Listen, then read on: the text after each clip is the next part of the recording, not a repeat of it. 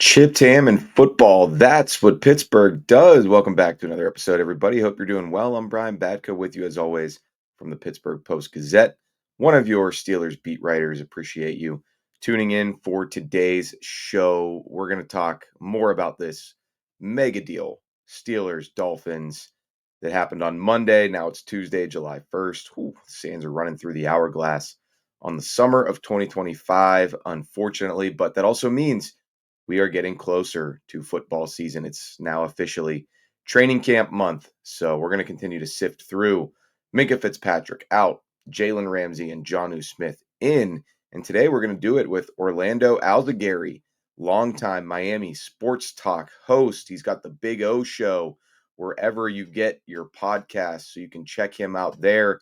I'm sure he'll be opinionated on it. He'll give us a Fins perspective on it.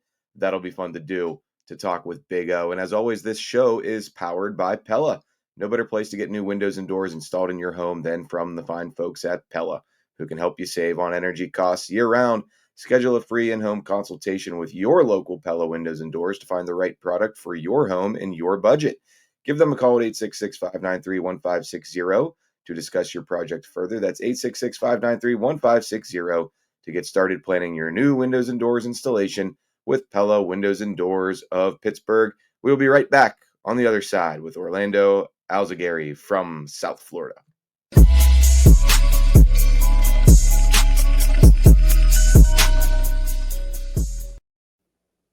All right, there he is now, the Big O, a legend of sports talk down in South Florida. If we've got any Steelers fans living down in that part of the country, I'm sure you've heard him. Even if you don't, you may have heard him elsewhere. He's got the Big O show wherever you listen to your podcast. What's going on, man? I've been on your show a few times over the years. I think going all the way back to Pitt football versus Miami one of those years when I think Pitt ended up starting a freshman quarterback by the name of Kenny Pickett, and he pulled off a stunner against the Canes that season. Yeah, remember that? Kenny was a fighter there at Pittsburgh, and Miami hasn't been very good, although I think Mario's loading it up now. He's got it going in the right direction now. He's got to kind of get better on Saturdays himself, but man, everything else he's got it cooking right now, and he's got the NIL that is, it can match most of the NILs around the country, and Brian, that's kind of half the battle there.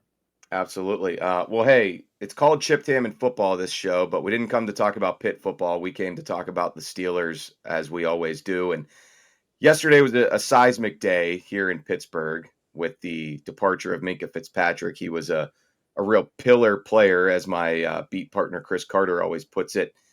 Well, did it feel the same way in Miami? I guess not, with Jalen Ramsey having only been there for a couple seasons, and Jonnu Smith was productive, but it's not like he was, somebody who had really entrenched himself as the face of the franchise like Minkah did here. The water here is much more muddied than that. It's not that simple. It's there's a lot of people in that building and players that don't believe in Mike McDaniel anymore, and it's kind of where this is a guy that can't get plays in on time. Still, there's a guy that doesn't know when to stick to the run. He can't win a challenge, so there's a malaise in the building, and that's why you saw all the defections and all that. When Kendall Lamb's thinking, well, I'm thinking about retiring, while he's under contract for the Dolphins. And then when the contract expires, hey, I'm going off to the Eagles, and what's it called? Calais Campbell was not coming back. He was going to the Baltimore Ravens. Yeah. That's where he was going, unless somebody came up with some crazy money. In comes Arizona. And so Jalen Ramsey did not get along with this guy, does not want to be a part of this. It's not about Weaver. It's not about the front office. It's not about any of the other assistant coaches. It wasn't about his teammates. It was about Mike McDaniel. That's kind of been the theme.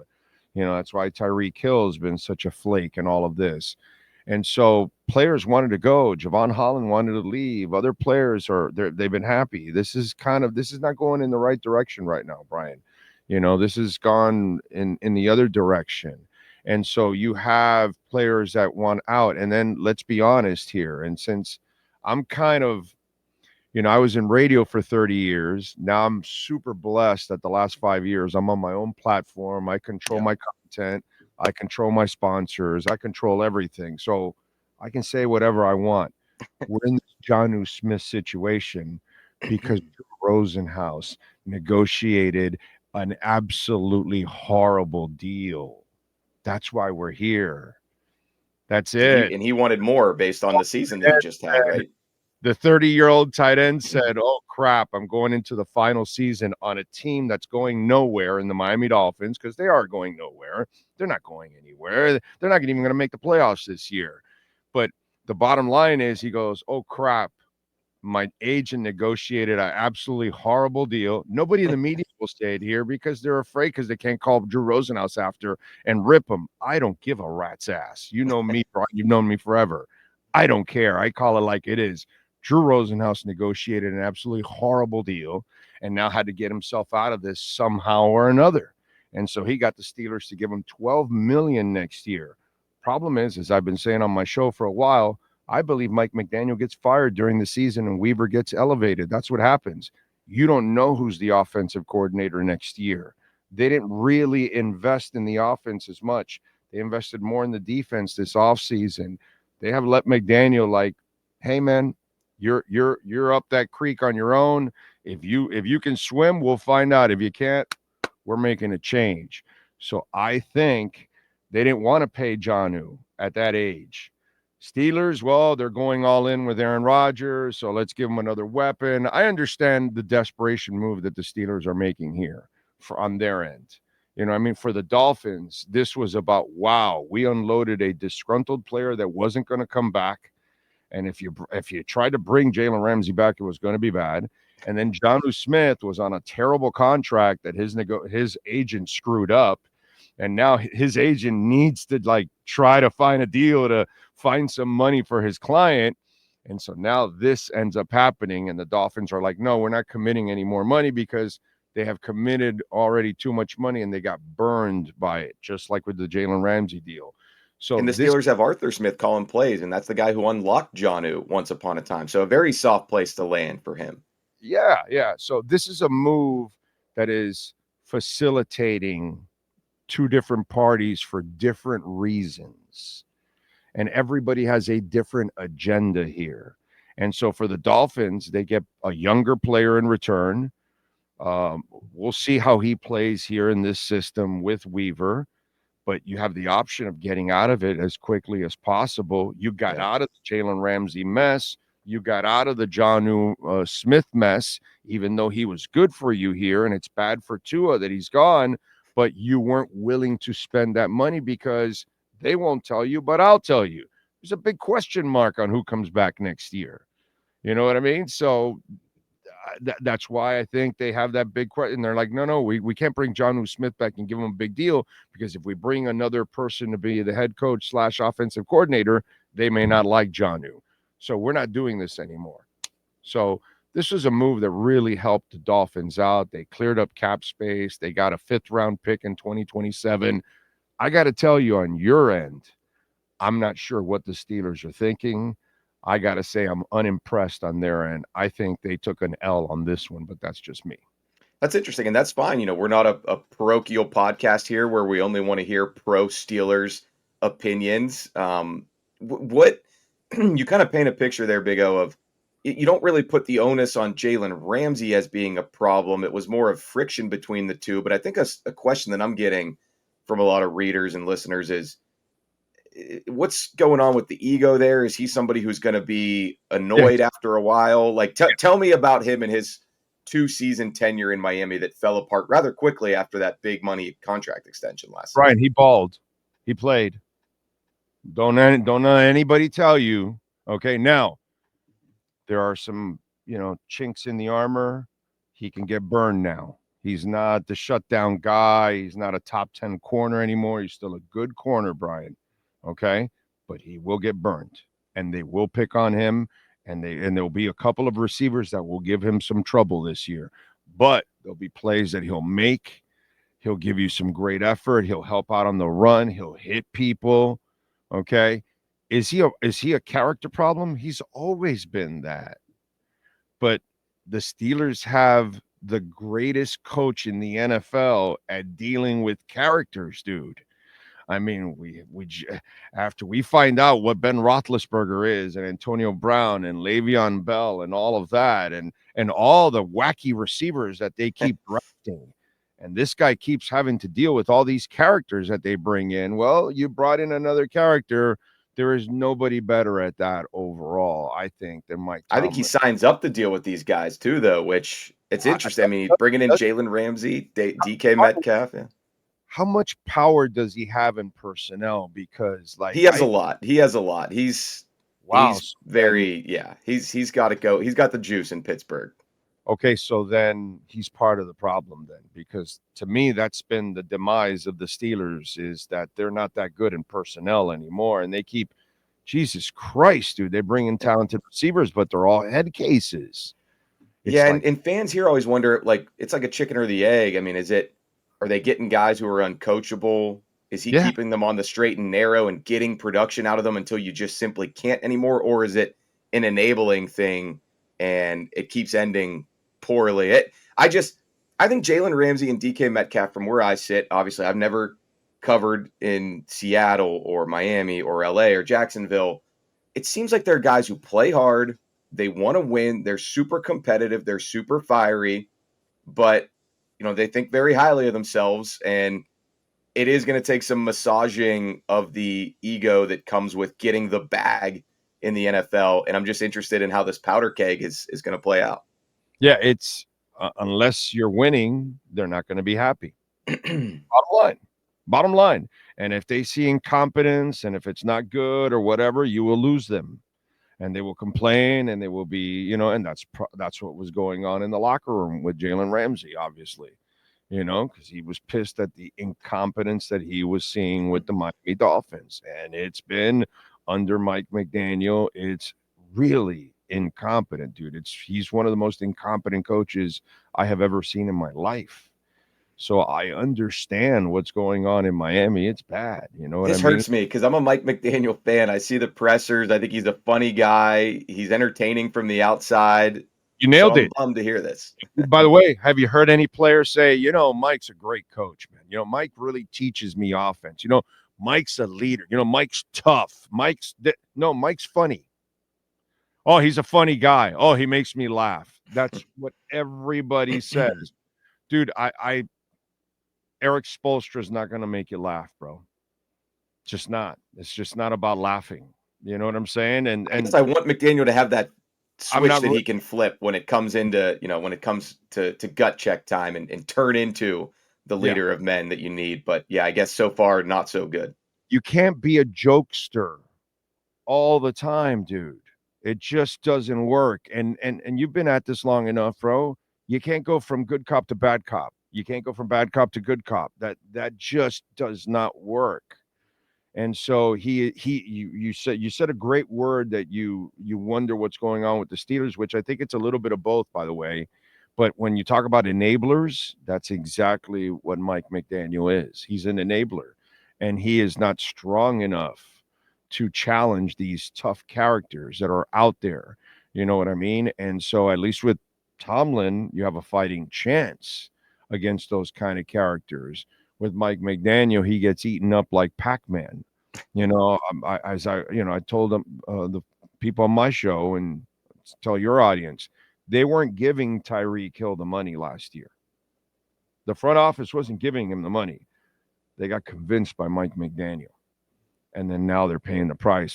Tyreek should be off the books. And now you're stuck with him this season. And look, everything that's gone on, because you got enamored with the stats, but you didn't look at the player who is not a professional, does not run the right routes, does not catch the ball in key moments. Like, he makes a lot of mistakes. Like, if you watch him here, you'll see it and you'll notice it. And it's just one of those things that you had to get off the gravy train, and they did not. And Mike has a tight end named Julian Hill who commits penalties every week, commits mistakes every week, and he still puts them out there. You don't pay a price here if you make mistakes, and he is too soft on players, and that's why the Dolphins are not going anywhere with him. I'm glad you mentioned that. You used that word because I think a current Steeler sent some ripples down to South Beach last year when he talked about the culture and said that his previous team was soft, and that was DeShon Elliott, who was with the Dolphins in 2023. I mean, he had a great season here last year. The Steelers gave him a new deal. I'm sure people were wondering what he was talking about, who he was talking about. Now he reunites with a couple guys from that team. But he's right. And he's right. He's a good player, dude. He's a pro's pro, DeShon Elliott. He's not the problem. Jalen Ramsey, yeah, he's a pain in the ass, dude. But I'm not going to tell you that. I'm not going to tell you maintenance. That he's the problem here. I'm not going to tell you that because Calais Campbell left. And has he ever been a problem? No. And so others left too. Let me give you the best one. Okay. Reggie McKenzie. Okay, came here to join Chris Greer along with Marvin Allen in the front office. Okay, all three guys. Obviously, Chris is the GM. Reggie has been one with Oakland. Yeah, longtime exec. Yeah. Marvin Allen deserves to be a GM. He has been around and has helped teams build. This guy's really good. So their problem has been coaching. That Flo wasn't ready for it, and neither is McDaniel, but they have been able to bring talent in, man. They've done a good job with talent. They just it's kind of that's a longer thing. But here we go. McKenzie goes, I'm leaving. I'm taking a job with Tennessee as a consultant. That's his hometown, going back, kind of retire, consulting. If you thought the Dolphins were going somewhere and you're Reggie McKenzie and you're going to take a job in Tennessee, which they're in complete rebuild mode now, you're going to leave here if they had potential? No, but he left because he knows that this is a sinking ship. So he's leaving his friend Chris Greer and Marvin Allen and going to take a job to be a consultant, which he could be there next year, the year after, because he's from he's there from that area. Everybody knows him, loves him in that area. So they were going to welcome him with open arms because he knows his stuff. So having him as a consultant is freaking fantastic. He leaves Miami. This whole thing, dude, everything, the defensive coordinator from last year, what's his name? Fangio. Yeah. He couldn't work with McDaniel. It's just this soft, love everybody style, and don't worry, everything will be all right. Mr. Positive. Yeah. I mean, bottom line, Big O, because I know you got to get out of here and get to your own show today. You think the Dolphins are a train wreck, but you think they actually fleeced the Steelers in this deal? They didn't fleece the Steelers. In a way, they fleeced them in a way that they got out of their problems for a lot less. Yeah. Dude, they're saving $6 million in the cap. They got rid of Jalen Ramsey. They got a younger player that they can get rid of in a year. They had a disgruntled tight end that did not want to play for them unless they overpaid him for the next couple of years, and they didn't want to do that. They got rid of that. So, yes, they kind of fleeced the Steelers because they unloaded all their problems on the Steelers. And the Steelers hope they're not problems. The Steelers hope they're solutions, of course. But right. For the Steelers, it might be a solution for the one-year Band-Aid that they're trying to do with maybe everybody wins here. Maybe this is a win-win for all. We can take the Mike McDaniel approach of positive optimism. Win for the Dolphins. They already won, dude. They're not going anywhere anyways. So now they're not going anywhere, and they're paying $6 million less, and they're out of those two contracts. And the young guy that they just picked up, if he plays well, they can keep him and whatever. If he doesn't, they can let him go. And that's it. It's over. So for them, they it was a genius move. It was great. They made and they got a 5th rounder in 2027 out of this on top of all of that. Yeah, dude, they came out golden on this. Now, it could help the Steelers out because Jalen Ramsey, didn't I tell you that he can play? He can play. He can still help you. Jonnu Smith's a good player. Aaron Rodgers is there for a year. I get it. This makes sense for them in a way, but for the Dolphins, oh my God, the Steelers did them a favor. They got them out of a rock in a hard place, dude. They did. Well, hey, if people want to hear Big O, continue to, slag on the Dolphins or talk about Minkah Fitzpatrick once he's back in South Beach, where can they find you, man? NFL too, and yeah, and life and music and Metallica or whatever, So yeah, we're all over the place. But yes, it's but we'll obviously center it around South Florida sports. But yeah, we talk about the headlines too.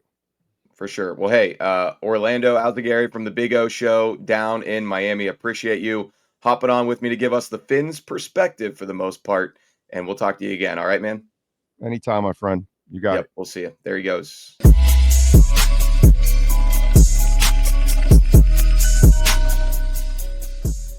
All right. Well, that was a spirited conversation with the Big O from down there. I told you he was going to have big opinions. You don't last this long in this business if you don't. So hope you enjoyed kind of getting the view from the other side. And, I thought it was interesting to hear some of those kind of closer to the situation insights on Jalen Ramsey and Jonnu Smith. So thanks again to him for hopping on with us today on Chipped Ham and Football. Thanks to all of you for being with us really throughout the week on what was, started off with a crazy Monday. I can't remember a day on this job where I had so many people, friends, families, acquaintances, really texting me, asking me what was going on with the Steelers.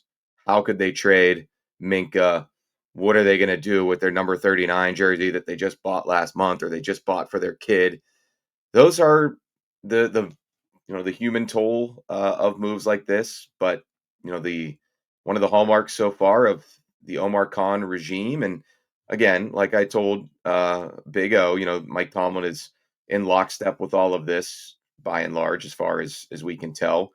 They don't care so much. It's more cold and calculating and thinking big picture. So it kind of comes down to, are you getting the right value that you believe makes the team better? And obviously they think that. We don't know. We won't know until the season begins and we really have a better sense of what the Steelers lost, what they are gaining in this trade. But obviously we are going to keep talking about it for a long time. I do know that much. The shockwaves of it will reverberate in many different ways.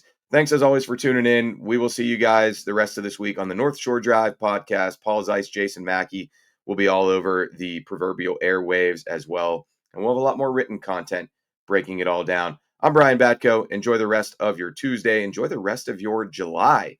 We'll see you again shortly.